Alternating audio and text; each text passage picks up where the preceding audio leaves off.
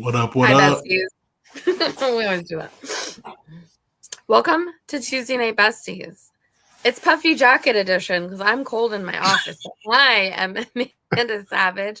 Who are you? DC Hendricks back in the flesh. Tuesday Night Besties, the best NXT Post-Show there is. For joining us, we appreciate you. Tell a friend to tell a friend, as Amanda always says, to come join us. For watching on YouTube, send them super chats. If you're watching on something else, slamchats.com is the way to donate and support all of the creators here at bodyslam.net. Oh my goodness. Oh, Elite Spears here. I'm glad you didn't get distracted. I'm glad you're here. Besties, we love to be a part of your week. We love to be a part of your routine. So it's very exciting. What an exciting show. Can I just immediately be wrong? I want Ricky Starks to be one of those four guys from the end, but I know he's not. I just want it to happen. I know Lucky Ali was one. Lucky Ali. Yeah. And I think I seen Cutler James in there. You know what? It's probably Cutler James is the Ricky Stark shaped one, if not the one on the far right. So the one on the some far people right saying Dion Lennox is the one on the end. Oh, that actually makes sense because there's glasses, and I was like, "Is there sunglasses? What is that?" That's fun. New faction coming. MDB. Wrong show, bud. No, I'm just playing. We got to talk about NXT though. Okay, so much happened tonight. I mean, it's not, but it's okay. I want it to be too. It'd be cool. So many things happened. I feel like this show is so good. Like, it's good if you watch it closely. It's also good if you're kind of like, it's on TV and you're not super duper paying attention. But okay. I have something that I want to talk about because I would like to out someone as being a rat in the crew. So I think Izzy Dame is up to no good. She is clearly doing something wrong here. Why is she the one that suggested the steel cage match? Why were those creeps lurking behind them? It's like so obvious. I can't believe they don't see it. I mean, Tony D's like, she's not my friend, but still don't let weirdos just, you can't let leaks into your squad, you know? You don't know her. You don't know what she's saying in the streets. So it seems like we could be getting a title change next week around that. Even though I don't care about Ridge Holland, bro. Like, what? I don't know. It's okay. And then we're just gonna have a Ridge Holland and like Sean Spears feud or something. Like, what's going on? Anyhow, okay. So that was the thing that I was joking with a couple of friends. I was saying Ridge Holland must have some dirt on somebody because they are really pushing the hell out of Ridge Holland. Ridge Holland comes back on every time you think he's gone. No, he's back. It's Ridge Holland again. But I do think that was one of those where, like, if you're not watching super closely, you maybe just like haven't even picked up on that stuff because it isn't super over the top of your head, you know, but they're always lurking. She seems to so be affiliated. I just feel like you can tell, like, it's deeper than that too. Like, not even just her. Oh, why don't you guys just do it in a steel cage match? Like, it was deeper than just like her suggestion. It was Ridge Holland before that, right? Yeah. It was like, yeah, you and your friend here, you know, and then she brings up the cage match and he's like, I kind of like that, you know, like he was just too in love with the idea already. Like, it was just so obvious. So yeah, unfortunately, I think Tony D's reign is coming to an end, and we're gonna be amid a Ridge Holland North American title run? Question mark. We'll see how it goes. I don't know. We'll see. But like, yeah, we'll see. We'll see. We'll let it play out. But I don't understand. I don't know what we're doing with that. So that was kind of fun. Another one where it was like, hey, what are we doing with this? I honestly didn't. I've never put the Fandango connection together. Really?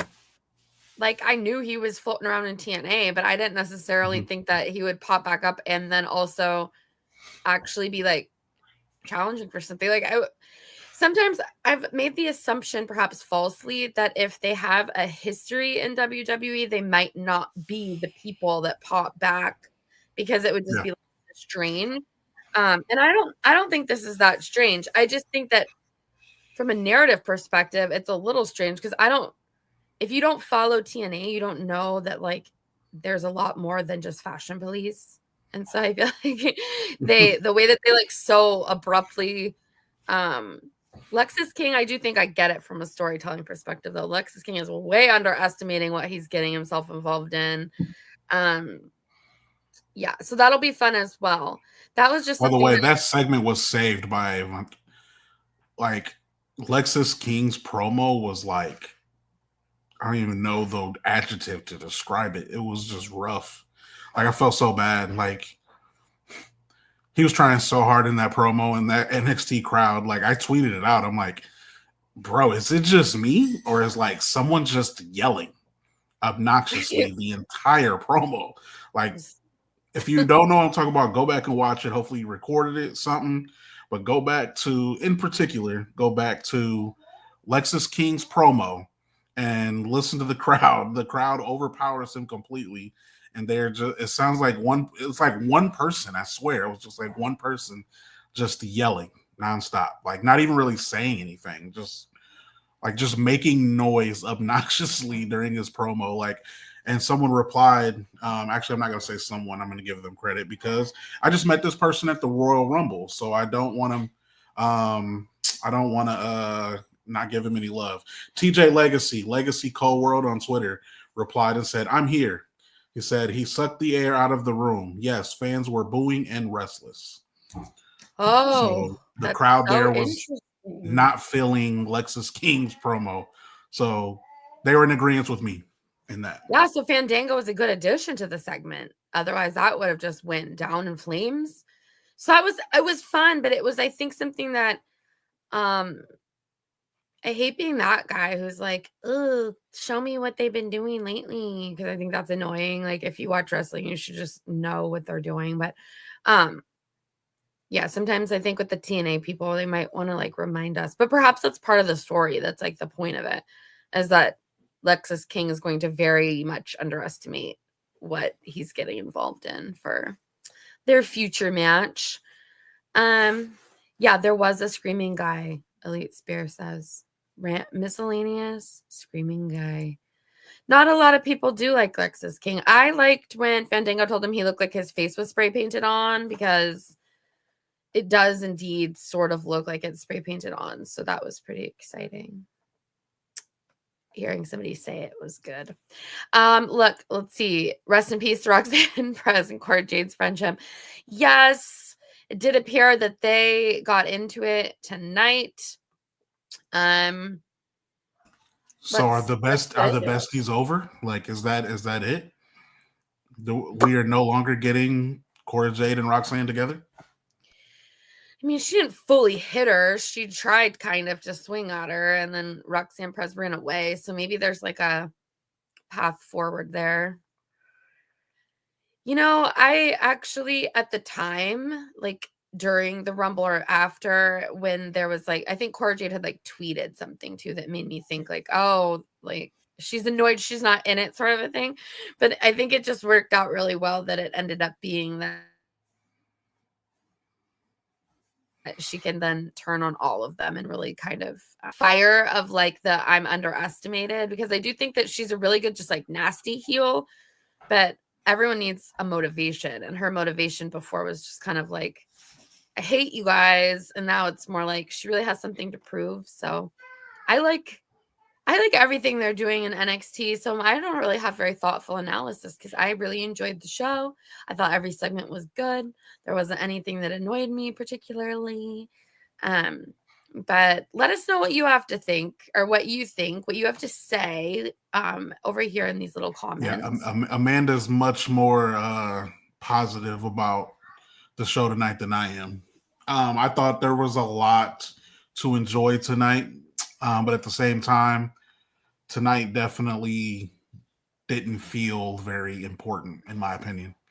It felt like a go-home show, but not necessarily unnecessary. Yeah, I feel like there was a lot of, I don't want to say skippable moments on the show, but like I am still, they are still trying to jam the Karmen Petrovic stuff down our throats, and it's like I've been done with it. Like I'm just like, can we just let her wrestle and get past the whole love triangle thing? The only part I'm enjoying about that, I guess, is Kelani Jordan's heel turn. Really enjoying that. I'm excited to see where that goes. I don't want to say I'm enjoying it. I'm just excited to kind of predict where it can go.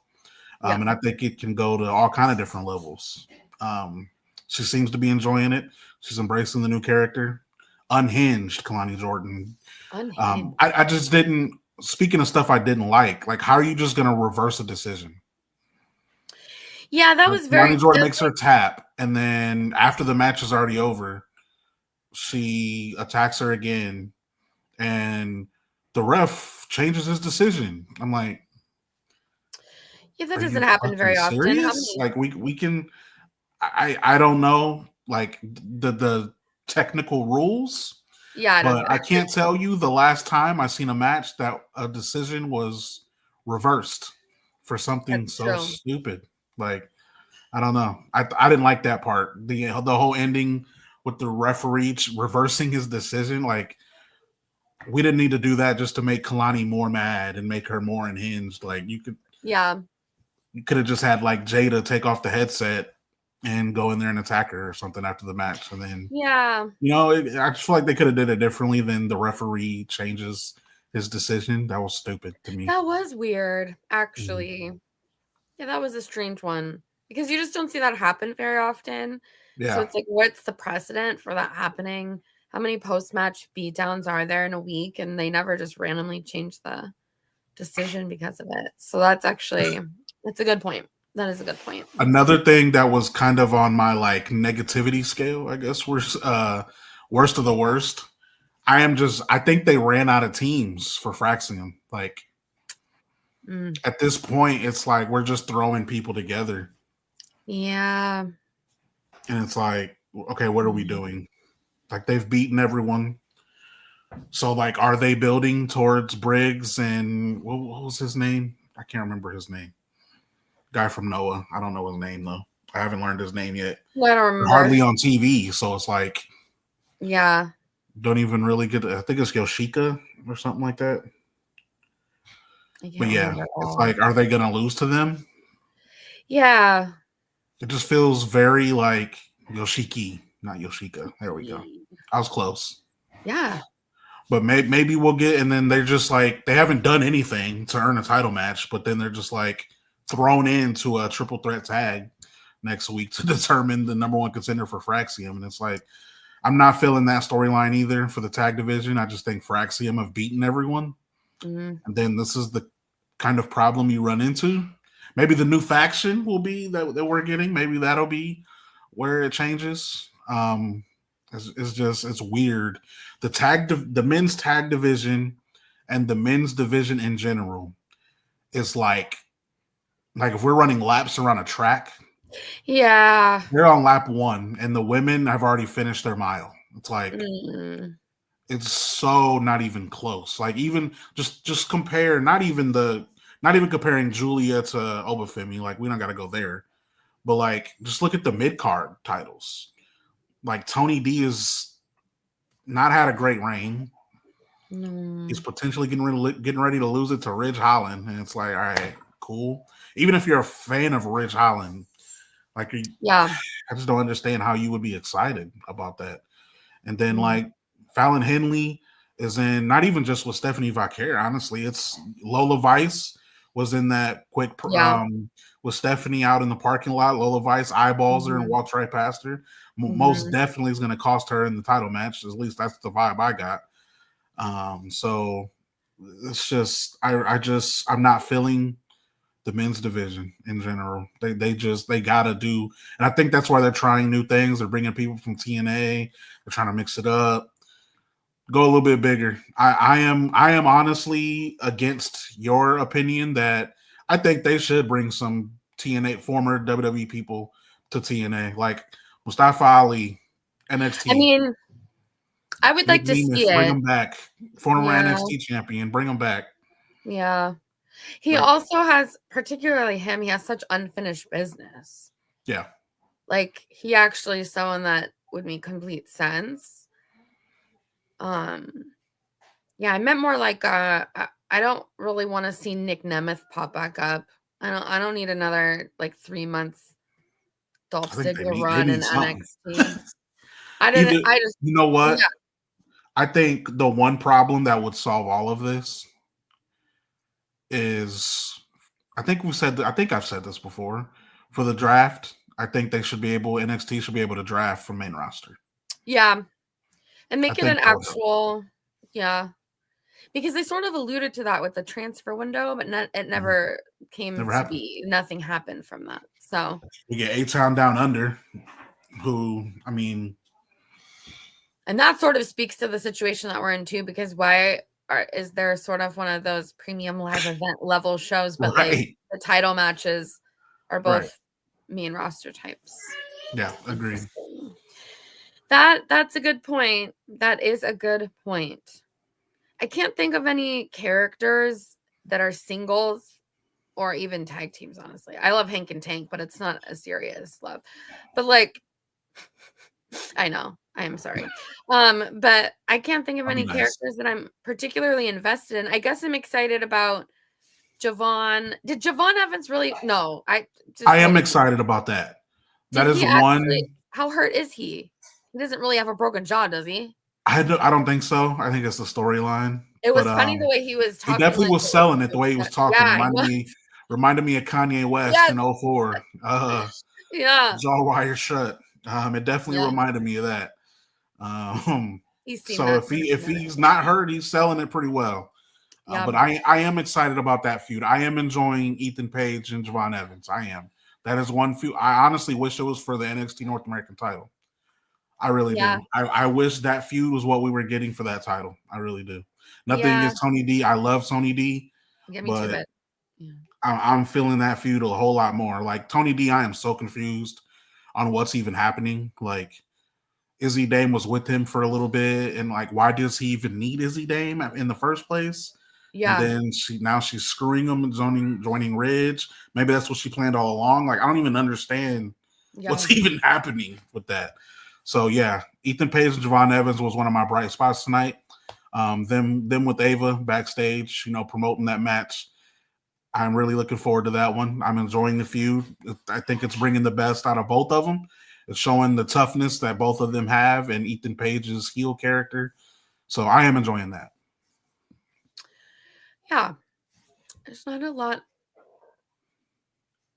Who else works there? Why can't I think of anybody else? Yeah, it's like, so those were the only things I really enjoyed tonight, to be honest. I know the first match, Stephanie Vaquer and Jacy Jayne, that was actually a good match, actually. Yeah, it was a good match. It was a good match. Very predictable, though. Like, you knew Stephanie would win that match very clearly.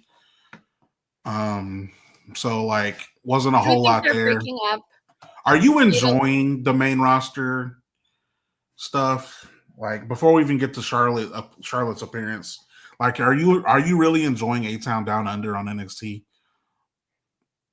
I just personally enjoy them. I don't necessarily enjoy what they're here to do in this moment. I believe, at least, that both Austin Theory and Grayson Waller feel way too big to be on NXT, but way too small to be sent from, like, does that make sense? No, Bayley, I think Bayley's like stardom does not make being in NXT in any way sus. Like, I don't feel like, oh, are you coming here now? Like, did they not have enough time for you? And plus, Bayley at least makes sense because she's feuding with Roxanne. And it's part of the reason that Roxanne's getting called up. So at least there's a story there that makes sense. Where A-Town Down Under, it's just like, we have nothing for you to do, and the men's division sucks. So here you go. And kind of like, I don't know, do they live in Florida? It just seems like it's almost something like, hey, who's nearby? You know what I mean? Like, who's not on the road, or who do we not have booked for those shows, but that's kind of nearby anyway. So I didn't give think them of that. a reason to stay on TV almost. But I do think that we're not SmackDown, So fine. I don't. What brand are they on? Oh, they're going to be on Raw now, though. They got switched, but they haven't been there yet. Sure. Yeah. So okay, that makes sense. Yeah, I don't really get why they're there. They're entertaining, but yeah, I don't need them here. Like, okay, if Charlotte bummed around for 3 weeks, I'd be like, you got to get out of here. You know what I mean? It would feel different. Yeah. I feel like they're too big for NXT, but not in that like legends way. I feel like Bayley already feels like a legend in that they kind of, whether or not it's just through like media stuff, and that's why I think this, or if they actually on the show seem to position her as kind of like a big sister, like, you know, they kind of give the vibe to Natalya. She's like the mother of the locker room, but I always get the sense that from the character piece, Natalya's like the evil stepsister, mother hen in the locker room, whereas Bayley, I think, always gets like a more positive spin when they say things like that. Like she's not. I feel like Natalya, they act like as a tinkerer, but Bayley, I feel like is not like them as humans. Their character is, just want to put that out there. But so Bayley being there fits within the universe. I don't know why Grayson Waller and Austin Theory are back in that universe for any other reasons than they just like love to troll, you know? Like maybe they're just but like why are they picking on Oba Femi? Like those pieces don't go together very well for me. It just feels pretty random. Like they needed random is Eddie Thorpe attacking Trick again after the I swear. Was that your reaction when it happened? I don't mean to be such an Eddie Thorpe hater. I don't mean to do it. But like, he's your Sami Zayn for MDB. Kind of. Do you remember? This is a fucked up. I'm gonna own it right now. This is a messed up comparison. I am not saying their wrestling ability. I'm not saying anything. I'm just saying like the way they pop in makes me go like, what the hell are you doing? He reminds me of like how James Ellsworth was just like jam bone in the middle of stuff. And I'd be like, God damn it, James Ellsworth's here again. What is this? And so Eddie Thorpe is like my new, like, are you gonna win the Women's Iron Survivor, Eddie Thorpe? You're just gonna run out and cause some trouble? Like, what are you doing? He's a troublemaker, but not in like a good way, a fun way.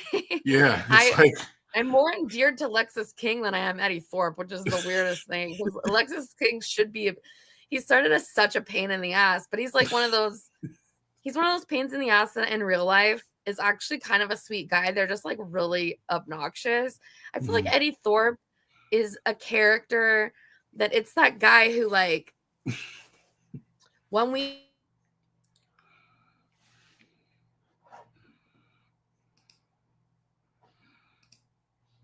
Oh man, did you freeze? Real quick while Amanda is working. No, I'm back.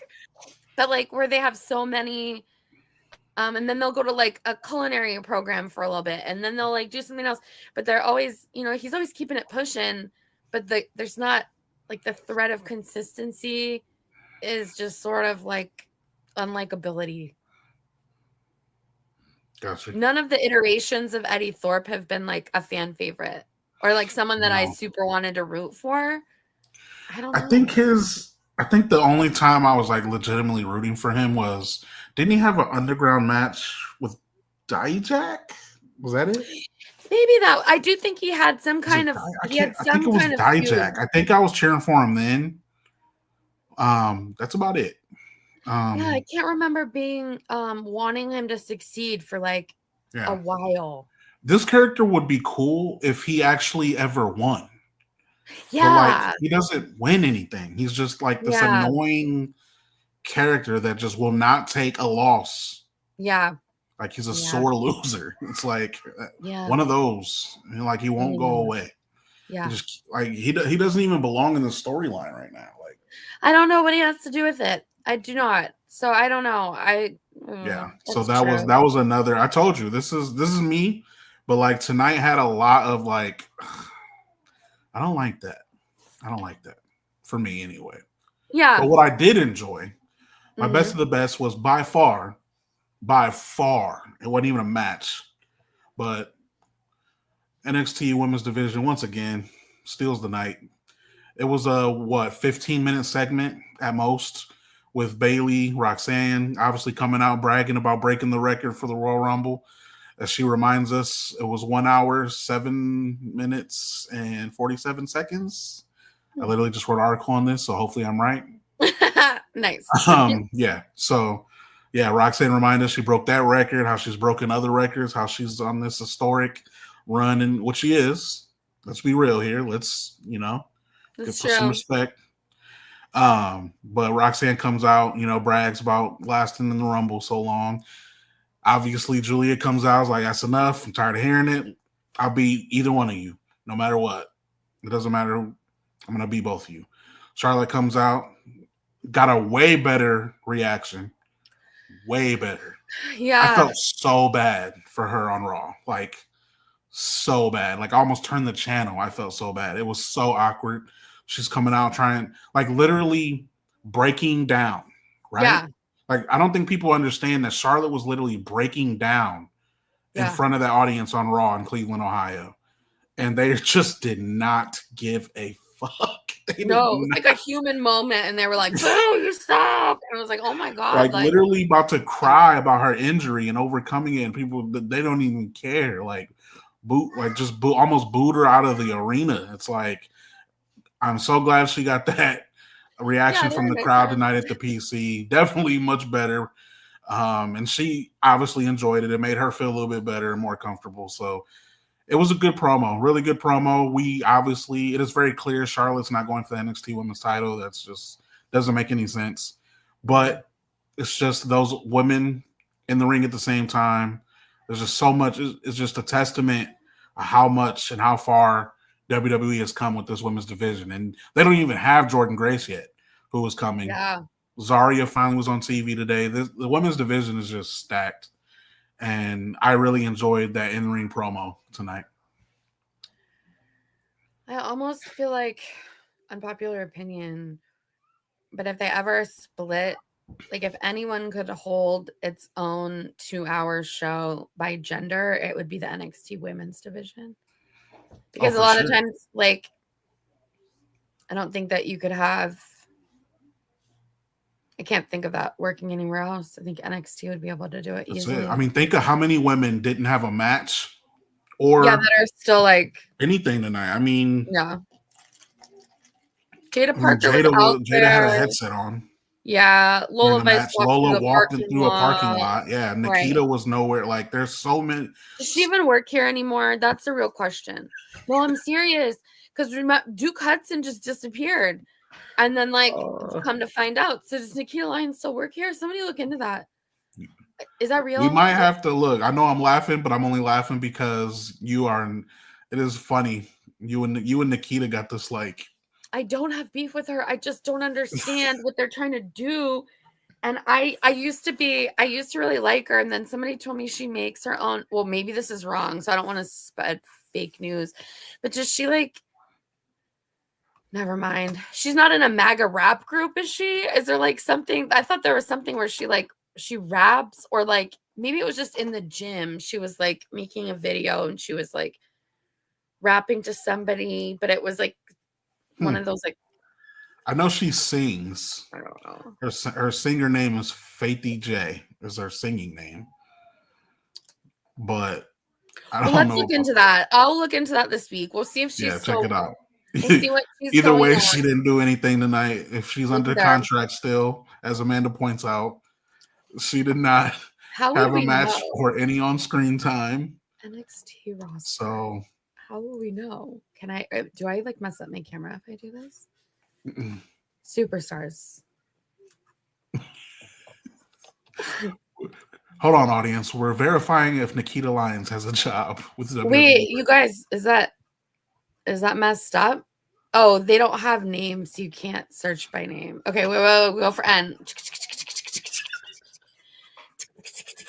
Oh my God, Gigi Dolan still works there, minutes. Girl. I see you. 30 minutes in, we're clipping. I'm marking that. Who are we talking about? LMN. Nikita Lyons. Just don't worry, everyone. She's safe. Mark's safe. She's safe. Nikita Lyons. She made the cut. Nikki. Yeah, but like I forgot what I was even saying. Oh yeah, just there's so many women that aren't on TV every week. Like we finally got Zarya and Sol Ruka in the ring tonight. And it's been a while, it feels like, since we had those two in the ring. So yeah, so stacked. Could easily do 2 hours just the women. And sometimes, like on nights like tonight, I wish they did because the men's part was terrible. Yeah, I don't know really like what if you did cut out the men's parts, like it wouldn't necessarily. I feel bad for Oba Femi. Like I also feel bad for Oba Femi. It's like, all right, you got this great champion that could be on this great run, and he has nobody to face other than Trick, who is on his way to the main roster. And it's like he has nobody to like have a good reign during his tenure. Like, who is he gonna beat? Tony D again? Who is he gonna beat? Ridge Holland? Maybe like, Ethan Page, I guess, possibly. Yeah, it's like they got a lot of work to do. That's confusing. Yeah, that's a lot. That is one of those too where it feels like it's a strange time of year where this is usually where the storylines really start to pick up. So we'll have to see after Vengeance Day. I'm curious to see what goes on with this little faction situation. That might end up mystery men might end up bringing forward some new stories that we're not anticipating yet. Yeah, someone let me know about that too. Oh man, yeah. That's homegirl. I love that girl. I bought a cameo for my boss from that girl. And it was really good. Nice. She did a good job. Yeah. It was when my mom had a heart attack and he let me take the whole week off because I had to stay in the hospital. Yeah, it was fun. She seems like a sweet girl, so that would make me sad as well. We're not starting any release rumors on this show. We just checked the list. Okay. I don't know if it's on the website. That's what I know because there's no scoops here, but ice cream. And because they kind of did just like release Duke Hudson out of nowhere, like, and didn't say anything. Well, yeah. And like, it doesn't really, nobody knew. So that makes me nervous for like, are there people that are currently also without employment that we just don't know and they haven't like wanted to make it a whole thing or they just don't feel like sharing that information. So yikes. DC, you have such exciting stories. Will you tell us about your weekend? Oh, yeah. I mean, it was a lot of fun. I went down to Indianapolis for Royal Rumble weekend. Friday, I didn't get any like interviews with the WWE stars. I wasn't given that access. But I did before Royal Rumble, I went to WrestleCon. Which was fun in its own. That was my first time. If you have a chance to go to WrestleCon, do it. The next one I think is in Vegas for WrestleMania. Do it. Cool. 100%. If you're going to WrestleMania or if you live in Las Vegas area, do it. 100%. And you're a wrestling fan, which if you're watching this video, you're a wrestling fan. So if you're anywhere near that, do it. I really enjoyed WrestleCon. I think it is awesome. If you ever been to like a Comic-Con of any kind, it's just like that. Except the wrestlers are, first of all, I don't want to say easier to access, but there's like, they're way more personable than you would think. Fun. Like you would literally when I got there to WrestleCon, literally the first day on Friday, I'm walking in, like walking into the hotel. It's upstairs, and as soon as I get up the stairs, guess who's standing at the door to WrestleCon? Just standing there talking to people. Who? Mark Henry. What? Just standing there talking to fans at the door. So cool. Like just chilling. So I'm like, okay. So they're just walking. Like, I didn't know this. I didn't know that's how it works. So I'm already thrown off. I'm like, okay. Yeah. And then we walk in and I look to the right. The Dudley Boys are sitting there, which explains why Mark Henry's right there. Yeah. So the Dudley Boys were right there signing. I met Dave LaGreca. From Busted Open. Shout out to him. Got a good contact with him, and he followed me on Twitter. Networking. Yes. So got to talk to him. Teddy Long was standing right in front of their table. Like, just chilling. Like, go to WrestleCon for sure. I got to meet my favorite wrestler of all time there and one of my favorite heels ever. So Rob Van Dam is my favorite wrestler ever, by far, not even close. Grew up ECW. I got to meet him. Yeah. And took a picture with him, and I got a gift from Rob Van Dam. So good. I got gifted some RVD rolling papers. So funny. To take home. So shout out RVD for that. And then I did a reel with Mr. Kennedy. If you remember Ken Kennedy, I did a reel with him, took a lot of pictures, and was his security guard on the way out, escorting him out of the WrestleCon room. So interesting Friday at WrestleCon, but definitely I highly encourage. It's free. Oh, it's free to go to. It's free to go to, but you pay. So it's free to go to, you but pay you to pay autographs for or whatever, pictures but like of the autographs, which aren't that. I mean, a little pricey, but not that bad. No, not Yeah. So it was. I highly encourage it. Highly encourage WrestleCon, and then the Royal Rumble. That was my first taste of media, I guess, for WWE anyway. And it was awesome. I got to meet a ton of people up in the press box that we all watched, all of their reels. Cool. Malcolm Muscle was in there. Yeah. Wheezy, who was an Indiana streamer, I know she was there. There's tons of people. I'm not going to sit here and try to name everyone. Pretty much everyone, all the creators you watch and read and all of that. Sean Ross Sapp was there, obviously. Chris Van Fleet, they're all there. So fun networking time and a fun Royal Rumble. So good. It had a lot of our NXT women in it. Shout out to them. Yes, it did. Hey, guess what I found out today?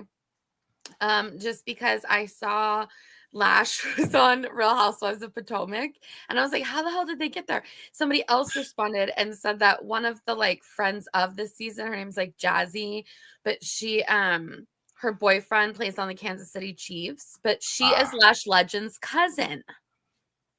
So why do they not have their own reality show? Oh my God.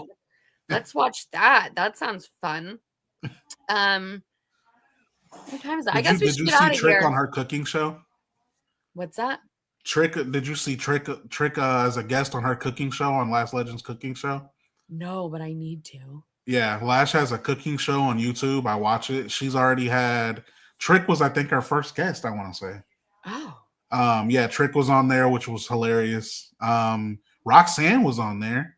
Oh. I want to say Tony D and the family were on there. I'm missing out. There's a Lash cooking show. Yeah, she has. Yeah, and she has NXT. Yeah, it's awesome. So that's as close to reality TV with NXT as we're getting. Yeah, probably so. But it's good stuff. Guys, it was so fun to chat NXT with you as per usual. Thanks for hanging out with us. Thanks to Christopher Leclerc. I've never seen you before. She's almost done. Exciting that you're here. Thanks. Her last match will be Vengeance Day, I think, in my opinion. I don't think she's even going to make it to Stand and Deliver. No. Why would she? Yeah, I don't know. Not going to win the title back at Vengeance Day. She's ready. She's been ready. She looked so good in that Royal Rumble. Yes. So 100%. Good. Looked like you belonged. All the girls from NXT did, but I specifically felt like she stood out. Yeah, she did stand out. Well, guys, thanks for stopping by. Thanks for hanging out with us. We always have a good time visiting with. Do we have to be done by the top of the hour? That's why I just don't know. We try not to overlap. Yeah, so we'll just sorry. Yeah. Well, have a good rest of your week. Tell a friend to tell a friend. Share this on whichever social media websites you use, whichever overlords of data suckage you prefer. Yeah. Just share it around. Tell people. We'll be here next week too. So tons of big matches next week, real quick. Tony D and Rich Holland in the steel cage match next week for the North American title. You got the Heritage Cup Championship, Lexus King against JDC, aka Fandango. And then you got Bayley versus Cora Jade next week. And then you have Josh Briggs and Yoshiki Inamura versus Hank and Tank and No Quarter Catch Crew. All coming next week, and we'll be right here to recap. We'll see you next week. Have such a good week and take good care. Bye, besties. Peace and love. Tuesday Night Besties.